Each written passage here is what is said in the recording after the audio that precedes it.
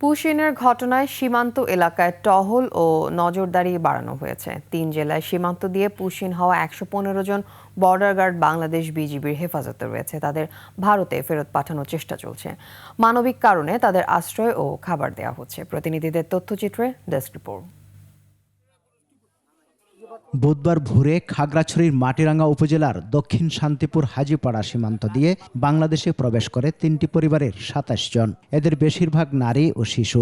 তারা স্থানীয় আবু তাহেরের বাড়িতে আশ্রয় নেয়।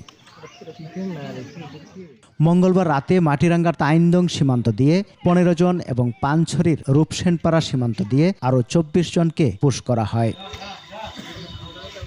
কুড়িগ্রামের রৌমারী ও ভুরুঙ্গামারী সীমান্তে বাংলাদেশে পুশ করা ৪৪ জনকে আটক করে বিজিবি। এর মধ্যে ৮ জন বাংলাদেশি, বাকি ৩৬ জনের পরিচয় নিশ্চিত করে ব্যবস্থা নেয়ার কথা জানায় বিজিবি। সানবিট সব দিবে সামাল। সানবিট ম্যাজিক প্রেস ডিশওয়াশিং এর মাথা ঘোরানো সলিউশন।